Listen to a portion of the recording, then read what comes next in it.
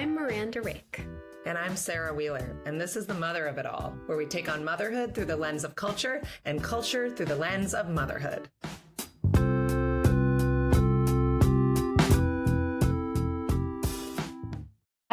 Hi, Sarah. Hi. How are you? Well, I took a shower for you, so that's good. You didn't have to do that. You can see. That's so nice. I'm okay. I feel like I moved through a parenting hurdle this week that's stressing me out, which is that I entered the world of orthodontists. Oh. Yes. Oh, no. Yes. I'm very sorry. Yeah. So my 9-year-old has been, it's not a surprise. Like my joke about his school photo this year was that he looked like the before picture at an orthodontist. No. So, and he no, is. He is. And now that joke has become my financial reality. So he did get referred. Yeah. And, now I'm sitting in the office with the orthodontist who's like 5 years old, but so great. He's really lovely. Maybe it's just that I'm older than I think. And so I'm surprised when people who are like 30 have like serious jobs. But, yeah. And he's like, there are phases to this. There's like a whole world that is being opened for me that I didn't get braces. Did you? Did you get braces? Yeah. No. I had braces. You did? Okay. So I didn't even, my husband did, but I wasn't even that, but that world is long gone. Like we are not in braces territory. This is there are phases to the orthodontia. And we are in phase 1, and phase 1 costs $5,500. And guess what? It doesn't matter whether you have insurance. Insurance basically doesn't pay for it. Mm-hmm. And so that's the state happening. Of dentistry now is they just don't cover what it. The fuck? Yeah. Well, okay. Here is my crazy take on it, which is not. Okay, I'm not done complaining, by the way, but you can go on. You can be a conversation partner if you really want. I know nothing about teeth. Let's just say dentists are the experts, but well, you do have teeth. I just want for teeth. Anybody who's listening, Miranda has at least a dozen teeth. The normal number of adult teeth. So you have some experience. I have some experience. Okay, so there's a lot of scams in pediatric dentistry. Right? And I can say that because I have interviewed people at the AAP about lip ties, tongue ties, buccal ties.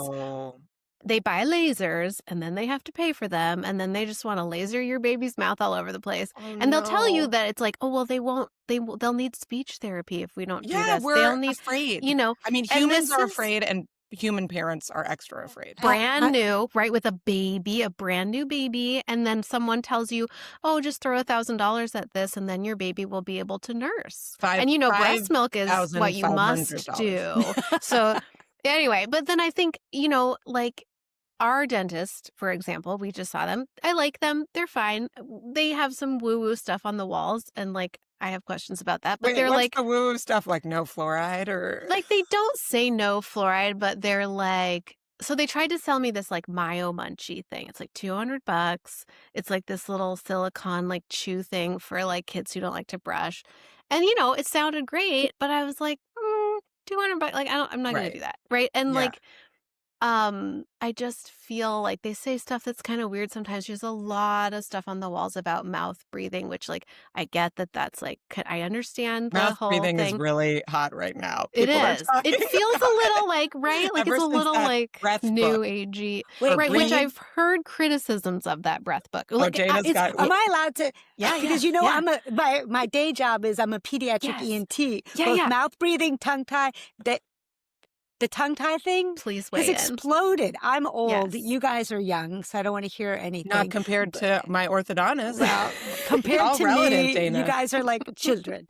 And let me tell you, when I was training, nobody got their tongue tie clipped. I mean, very rarely. Like if you Well, couldn't, Couldn't this nurse is or what it's whatever. now I said gone to the wild. orthodontist is I was Yeah. like, okay, I don't know if you've seen that Simpsons episode. I think it's Marge Goes to Jail where Lisa has to get braces and like, everybody in the Simpsons world is like a sham, and so like the sham Yes. orthodontist is like is sitting there saying that she has to get braces and Marge is like, what happens if we don't get them? And he's like, well, Miss Simpson, I've done some projections. This is what your daughter's mouth looks like now, and this is what it will look like next year. And then like the pictures gradually increase where like her at 18, she has teeth like shooting through her lip.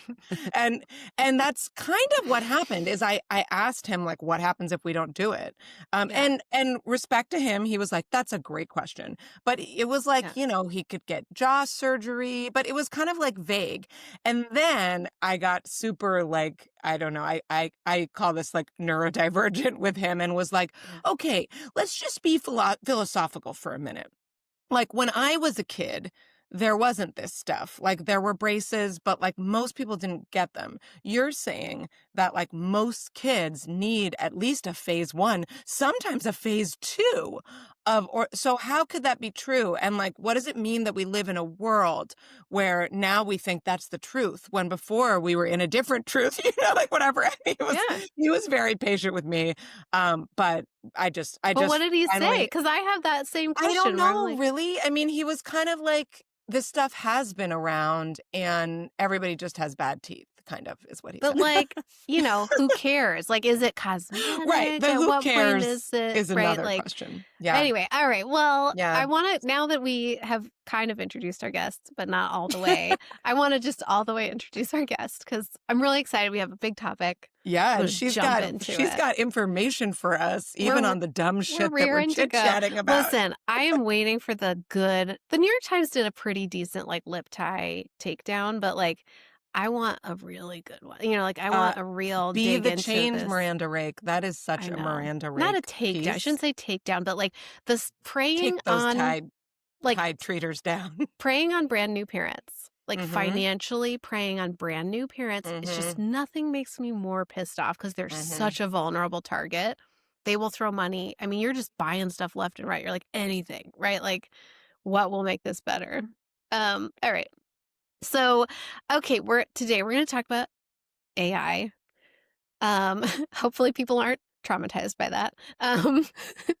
So, there's a lot to talk about, and we're going to focus on kids and AI. I kind of want to address like the techno-driven colonialism that Karen Howe wrote about in her book Empire of AI, kind of about Sam Altman and the rise of AI and the actual global impact of the production of AI. But we're just going to note that and we're going to set it aside because we're not here to talk about that. But we're just acknowledging it. So we are going to focus on child development, parenthood, and the cultural and societal questions that surround AI for people like us, parents raising kids for whom AI is suddenly here. Our guest today is Dr. Dana Suskind. She is the founder and co-director of the Center for Early Learning and Public Health at the University of Chicago. And she is also the author of 30 Million Words, Building a Child's Brain, as well as Parent Nation, Unlocking Every Child's Potential, Fulfilling Society's Promise. Her next book about AI and early childhood development is coming out in the fall of 2026. And I'm so excited to talk to her. Welcome, Dana. Thank you so much for having me. I want to answer all those other questions that you brought up because but it's all related. Like, parenting is so hard. And in those early years, anyways. There's so Feel much. free to, if you Come can back. thread any of the any of the parking lot questions in, we salute you. Oh, for sure. Okay, so Dana, we normally start by asking who's caring for your kids right now. And I think, are your kids grown? Are they caring for themselves? They're sort of caring for themselves. I have, believe it or not, a melded family of 8 kids.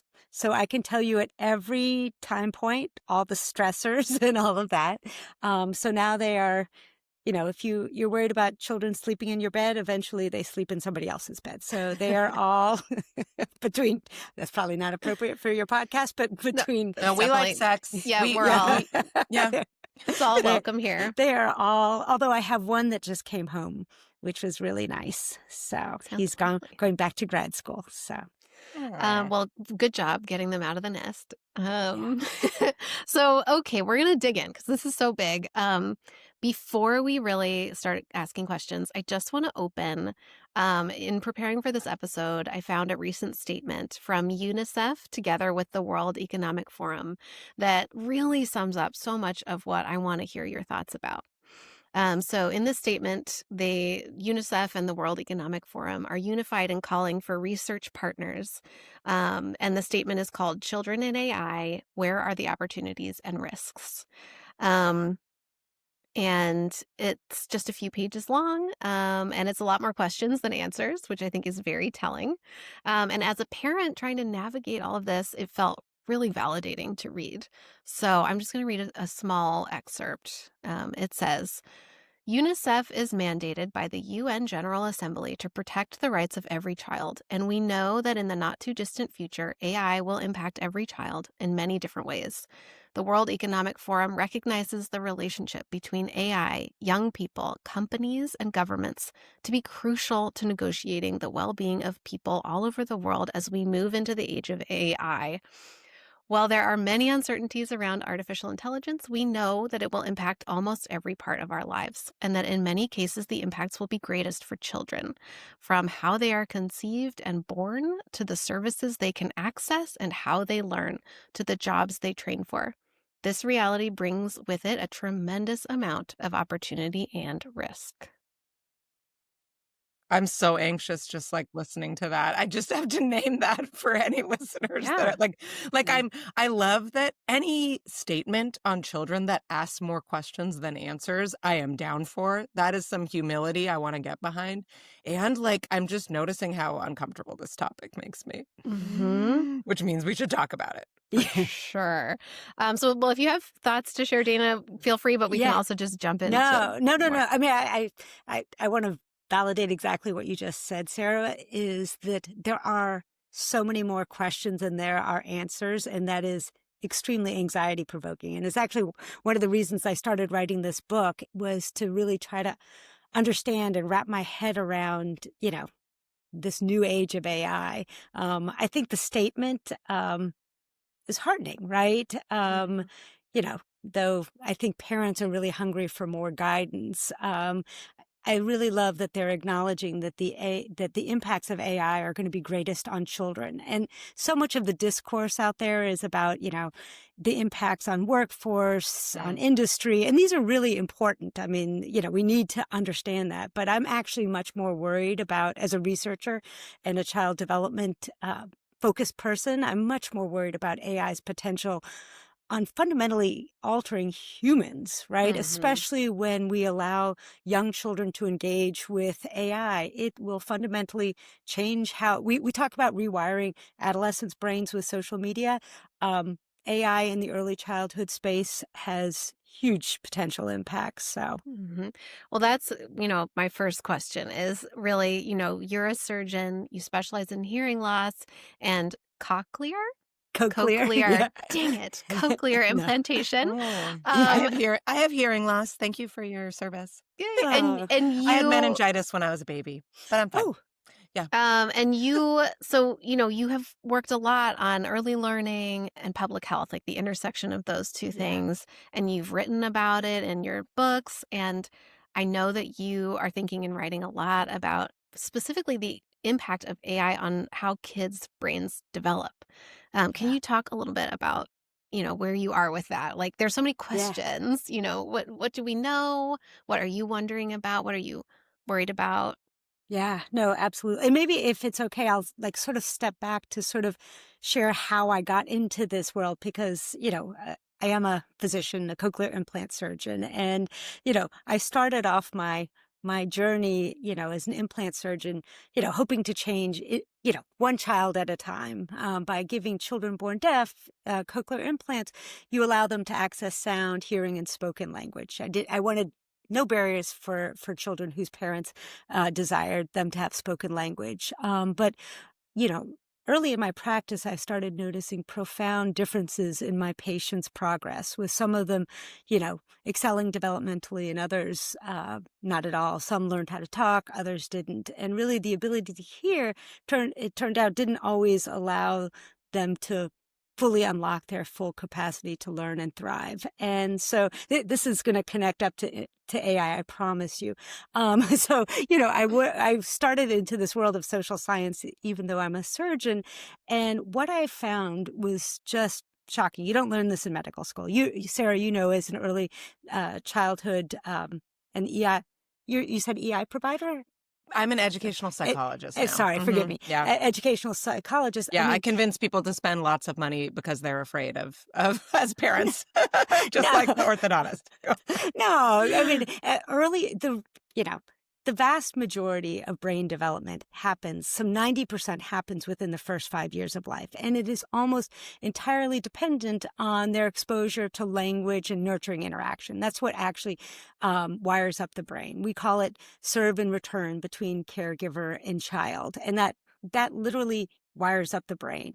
And so for the last 15 years, my research and much of my focus has been about studying and really promoting the power of parent talk and interaction. And, to ensure that all parents and caregivers not only are aware of their incredible power, but that we also have policies to support them. Anyway, so that's sort of how I came into it. And that now with the advent of artificial intelligence, it really made me take a step back, right? Because here was this technology that could replicate the very interaction that I know is so powerful for building a child's brain. And it's in that place where the true risks of AI lie, right? Nurturing interaction builds a child's brain. All of a sudden, we have AI that can replicate it. What does that mean? Yeah. And so as I thought about it, so often we think about the early years of building, language and vocabulary and school readiness, which are all really important, cognitive skills. But as I sort of reflected back and looked at the science, really understanding that this nurturing interaction builds the social brain, our ability as humans to connect, to be human. Mm-hmm. And, what does it mean when all of a sudden you have this AI that can step in? But I realized, these infants' brains learn not from perfect interaction. They learn from the imperfect, right? That emotionally rich dance between parent and caregiver, those slight mismatches, our imperfect parenting, which, by the way, I love, the column Good Enough, because it is, what is so clear is that good enough is not just like, oh, it's nice, you're good enough, it's good enough parenting, but it's actually biologically required to become human that we are imperfect. So I guess that was a long way to say, like, this is an important moment. The age of AI could fundamentally change who we are if we're not careful. Well, it's interesting. Like I wrote, thank you for all of that. That's beautiful, by the way. No, and I wrote an article for The Atlantic, which I love, a couple weeks ago. Thank you. Yeah. I turned in 4,000 words, and I knew it had to be 1,000. So anyway, I'm glad to be talking about it more. It wasn't just about the party. It wasn't just about the party. Yes. Please read the remaining 3,000 for us right now. That's what this episode is, right? That's what we're here to do. But what really I came at it looking at parenting tools, and then I ended up discovering all these children's products. There's this new partnership with Mattel, and I think it's OpenAI, and I was like, oh my God. And it's one of the products I saw, for example, was a Snorble, which is like this little robot that you put in your kid's room, and it soothes your child back to sleep if they wake up in the night. It does their bedtime. You can program it to kind of talk them through their bedtime routine, and it's responsive. And it gave me the total creeps. So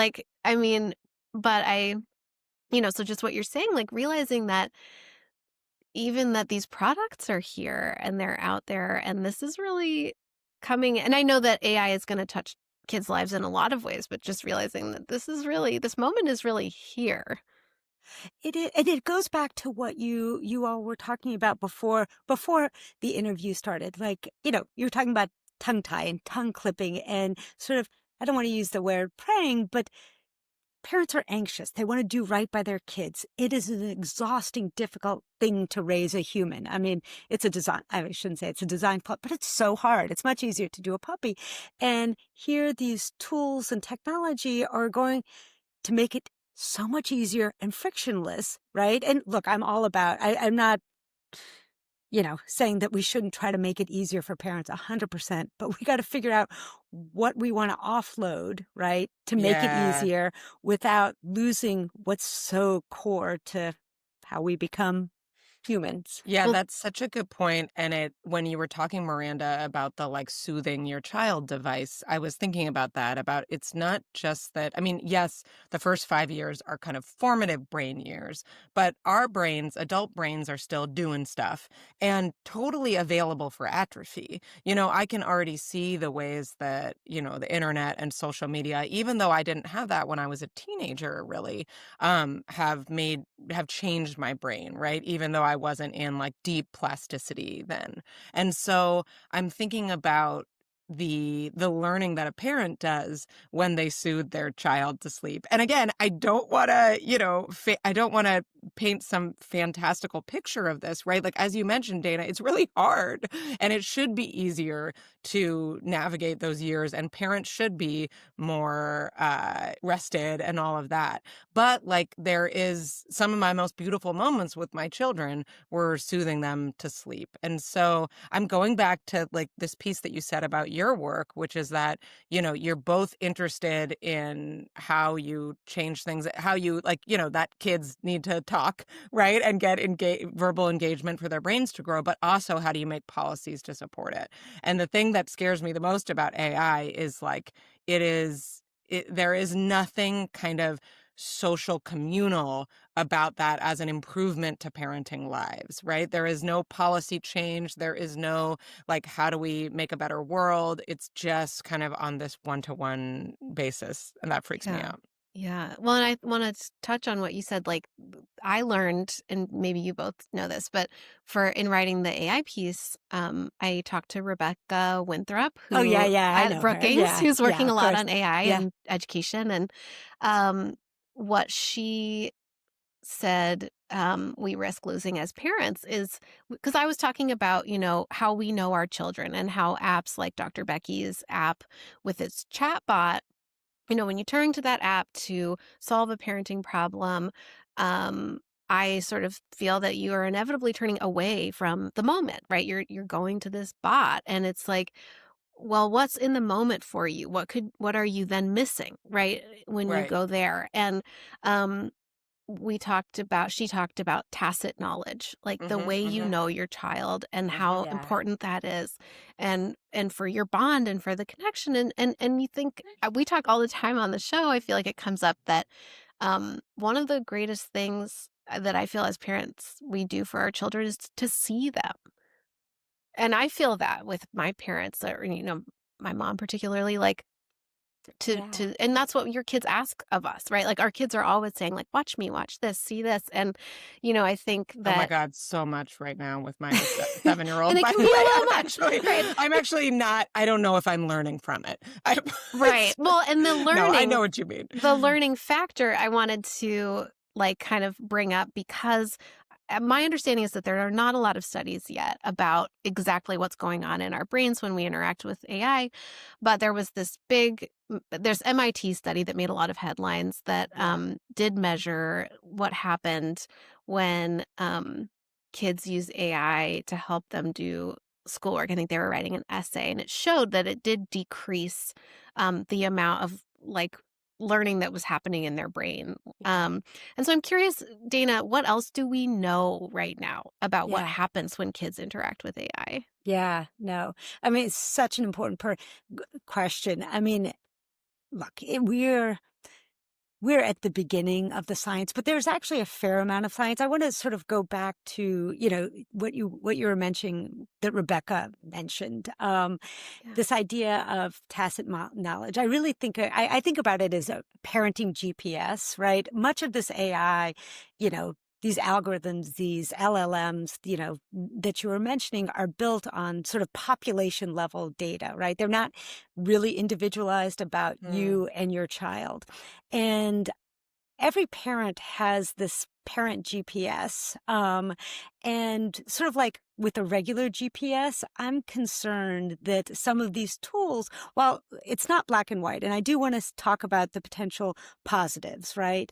I'm worried that if we rely so much on these tools, that this sort of innate parenting GPS will be eroded.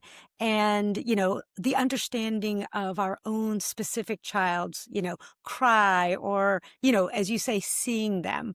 And that we'll get so sort of dependent on this, these technologies that tell you, okay, this is what your baby is saying when they're crying in this way, or this is, what they're saying, that, we won't believe in our own selves. Yeah, that's a great metaphor. Like, no longer know how to drive around my town, And how about the phone? I mean, do you know anybody? I don't even know anybody, even my kids' phone numbers, right? Yeah, because I've cognitively offloaded it. And so that's one of the risks.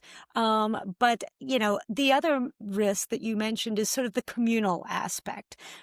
We know that, parenting is lonely, and in our society, which has become, that much more isolated, we risk, becoming even more isolated. I wish these technology companies would work as hard on how do you leverage AI to be pro-social, to bring us together? Because you could imagine how these, LLMs could actually, everything is a design choice, right?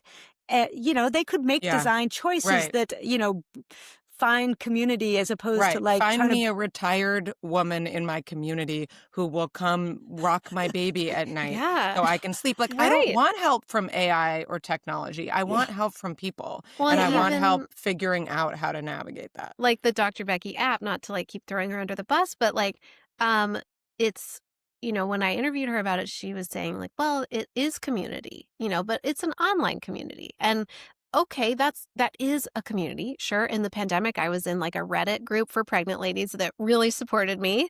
And that was a moment when that was all I had. That was the only option I had. So great. That was awesome. But we need IRL. Yeah. Yes, you need, I talked to Rebecca too. She mentioned like, well, no one in that group is coming over to like watch your dog so you can take your kid to the emergency room or whatever. Like this is my rant, like all the Google Gemini ads where it's like many scenes of like people like they move into a new house and then they ask Gemini about like how to fix the water boiler. And then, someone's like putting together furniture and they're like, how do I do this? Or like grilling and they're like, how do I grill chicken? And I'm like, it drives my kids crazy. I just yell at the TV and I'm like, call a fucking friend. Yes. Call your dad. You haven't talked to your dad in a while and he's going to die soon. He would love to tell you how to grill chicken. Yeah. Yeah. But it's exactly right. I mean, we need those connections and I won't go down the neuroscience avenue, but there's so much. We are social beings. Humans are social beings. And we have over and over, we've tried to replicate it, right, with the social media. It doesn't work because we need in real life. Our brains sync up. I could go into neurosynchrony and all these other things. We trust you. Yeah. we need to be with other humans. And and our kids, they must need it more. I would imagine a developing brain, it must be even more essential that they're not interacting with a bot. I mean, getting their questions answered by a bot.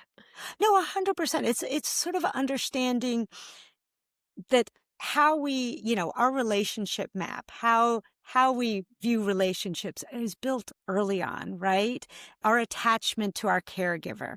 What happens when you attach to an automaton? How does that, that's frictionless, that always is happy, who never shows you any unhappiness or irritation, right? That's what you'll expect from every relationship. And, if you think we're isolated now, it's very, but look, we have to, on the other hand, I do want to be, nothing is black and white, right? Yeah. How, what are the things that it can help with? And like, I'm not against,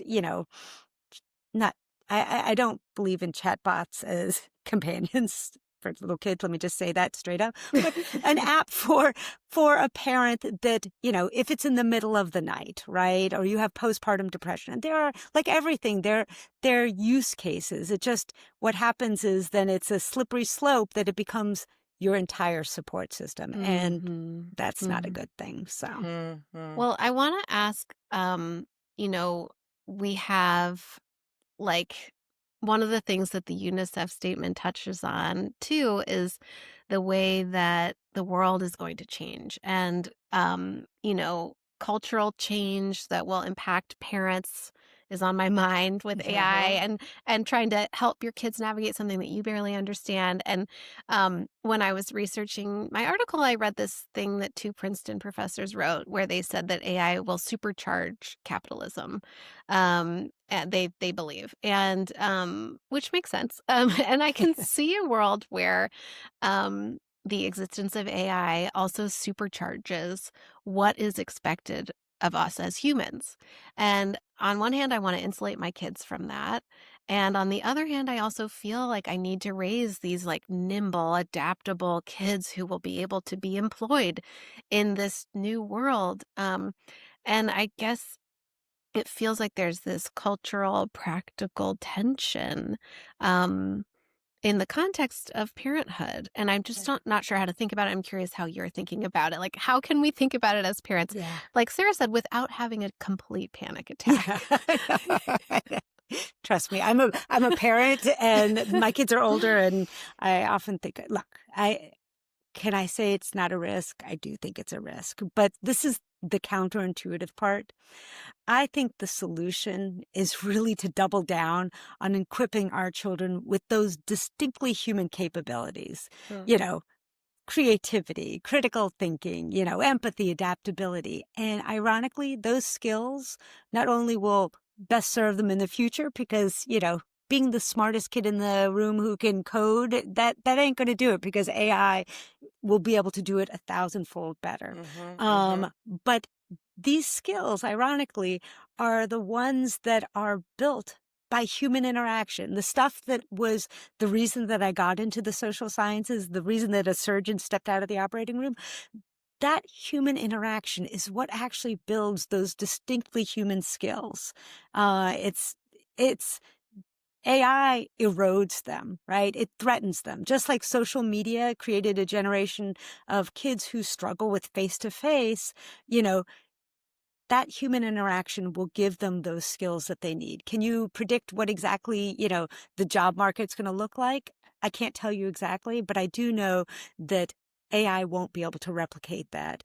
And so, I think that's that human interaction is going to be key. It seems like, is it going to become like being skillful socially? I wonder, will that become like a commodity? It almost seems like, I feel like for our generation, Sarah, like I almost feel like I'm a weirdo because I'm really comfortable making phone calls.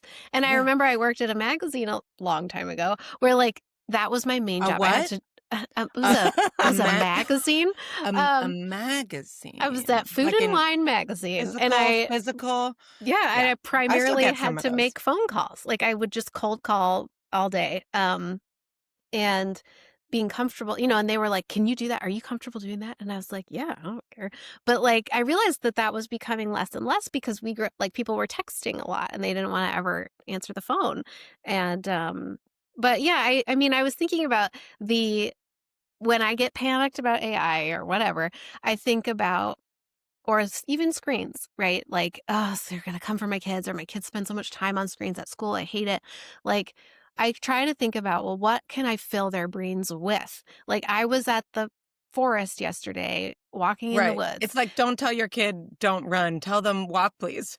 Right. What do you do instead? Okay, go on. Yeah. So I wonder about thinking about that, like thinking about not worrying so much maybe about what is happening, right? Like the train has left the station, right? There's nothing you can do to stop it, but what you can still go on your bike, and you can still go for a walk, and you can still like, I don't know, have dinner together or whatever.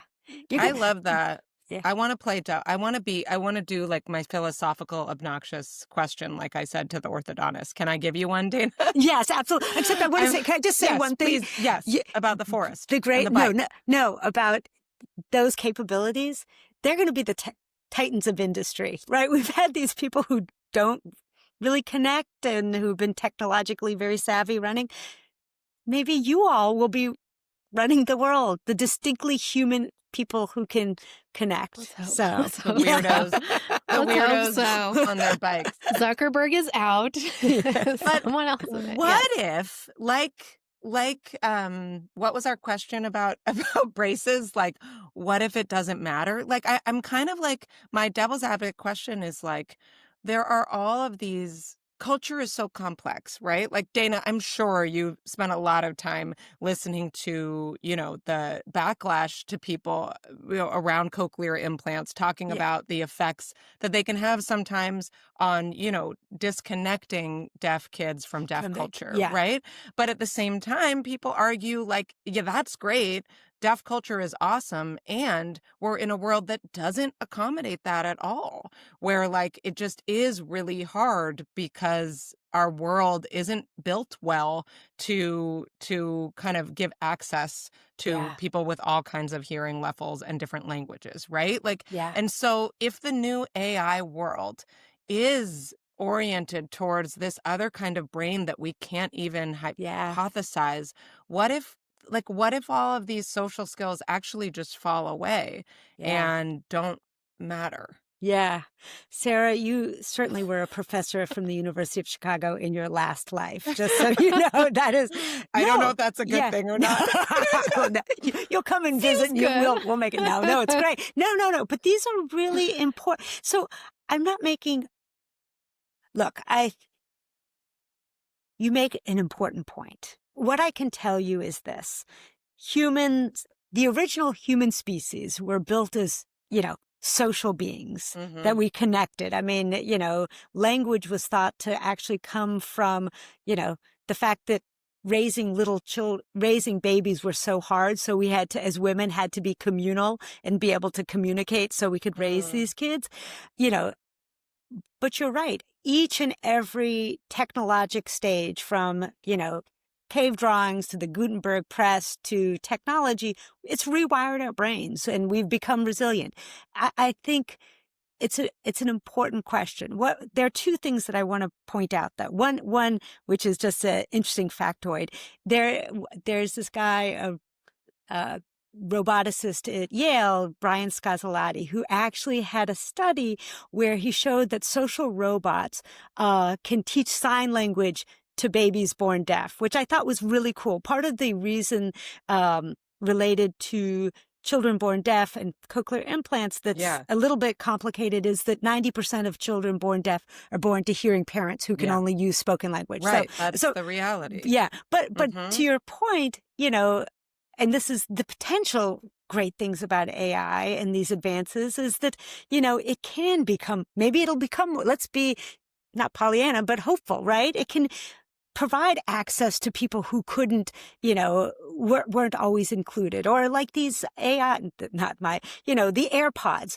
Now they can do immediate translation into other languages. Like that's breaking down a barrier. That's exactly at the PTA meetings at my school. Like we are now working on actually having translation, right? And so that could be a human connector, right? Maybe there'll be more of that stuff. I'm not optimistic. No, I know. And that's what I wanted. That was the second thing. I'll tell you honestly what I'm most worried about.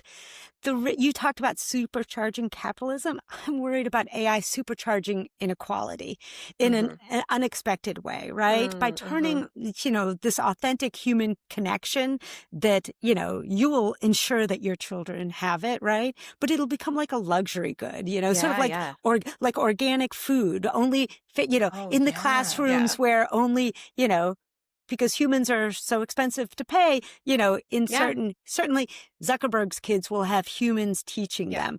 Right. And they then will others hike in the woods. Woods we already left. have that, right? We already see that. I was literally having a pedicure this morning with my friend, and we were talking about how much we hate that our kids have these Chromebooks. And I just learned can access YouTube on them. I'm Oh. gonna deal with that later. But anyway, like, and I was talking about how I'm committed to public school, but but this is the kind of thing that would get me to private because I know that Right.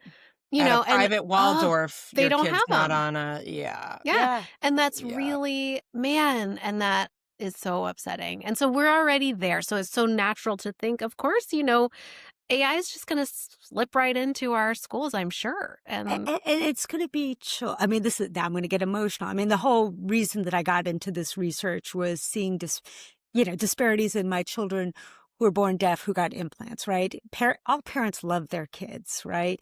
But certain families without resources who have to work 3 jobs, don't have a roof over their, they're the ones who are going to be most affected, who won't be able to have the choice of like, I want to change them from this school. And that is very I'm worried of all children, and then children whose families don't have the same resources. right, don't have So the time to go spend the weekend in the woods. Like, yeah, exactly. yeah, totally. I So think that's so real. And it's hard to see how that won't be what happens. yeah. It's hard to imagine. Because I assume regulation will come, but I assume it will be a very long time. Will Yeah. it? Well, we'll see. I We'll mean, see how things go. we're in I a know. phase of major deregulation Yeah.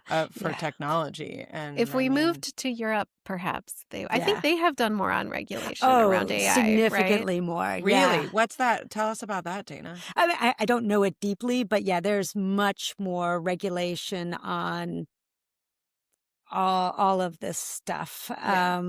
Like even voice is considered, pH, biometric information, and yeah, they're much tighter in the They're way regulation. ahead of us, Yeah, for sure. So I'll be Yes. less. My parents, if they lived in Europe, would be less likely to get a call from a AI bot that sounded like me saying that I was being held for ransom. Wait, Yeah. did that really Oh, that's happen? happening. No, not to my family, but that's yeah, happening. yeah. Oh yeah, no, I've heard. I'm like, yeah, Well, the Yeah. OpenAI video tool that they just released is truly terrifying. I Yeah. am very What is nervous it? about that. It's just very real. Like Yeah. the videos, you couldn't tell the difference, like the average person. So it's just thinking about how many people get their news from social media now, Yeah. and particularly video formats. It's pretty scary. But Yeah. well, On that positive on note, that note, yeah. well, I'm curious. So, there's a lot to read. Even kind of speaking about this, it's moving so fast. And I read a lot of conflicting stuff. There are the doomers. There are the people who say that AI is going to save the planet. Yeah, the There's techno optimists. yes, and there's the, it's a nothing burger people. So far as a parent, my takeaway is that I know I need to understand it as best I can so I can help my kids navigate it. But that's kind of as far as I've gotten. And so I'm curious about where you turn for good information about the AI landscape right now. Anyone that you read. ChatGPT. Yeah. How worried should I be about AI? Yeah. People to follow, Yeah. or books to Yeah. read, or newsletters to sign up for. Like, what do you? How do Yeah. you follow I mean, this? as I mentioned, I'm deep in writing this book for exactly the same reasons that you talked about, to be able to really, probably like you, I write to think. And so I've Yeah. been interviewing like researchers from the robotics to, predictive analytics, really trying to understand it through the lens of neuroscience. And, you talked about techno-optimists or pessimists. I'm not a techno-determinist. I think that things aren't set in stone. Hopefully we have agency. And like in some ways you have to have hope that things can be different to have, to have agency. And so I'll share with you sort of this framework. Actually, I'm putting it in the book, but I'll share it, that I think will be helpful going forward. And it's sort of a distillation of everybody I've talked to. Actually, the framework is called is hope. H is, we have to remember, human connection is irreplaceable, right? For the developing brain, for becoming human, it is the nourishment for our brain and our social brain. And so we always need to remember that it can never be substituted. 2 is O, which is own your imperfections. And this is as a parent. I mean, you all, you write about it. It's good enough parenting. Kids don't thrive from perfect responsiveness and the lack of friction. And good enough parenting is a biologic, evolutionary, advantageous things. And when you look at these AI agents, and I think, these chatbots, they provide frictionless experiences. And I don't think children need it. I think it's, I take a precautionary approach. You don't need it. Now, at the same time, there are AI agents that are in the hospital that help, children with autism learn social cues. I mean, as a medical or therapeutic, with science, that's okay. P is protect the early years. I think the early years, it's important throughout the lifespan, but because of all that brain development, if we expose them in the early years, we're going to change who humans are. So really taking a special look at those early years in the introduction of AI. And then last is E.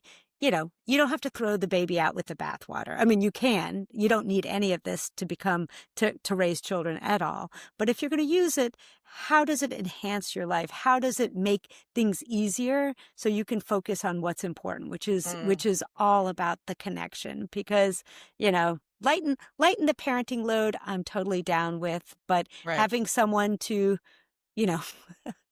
soothe your child during a nightmare, I hadn't heard about that until I read your article. Like, no. We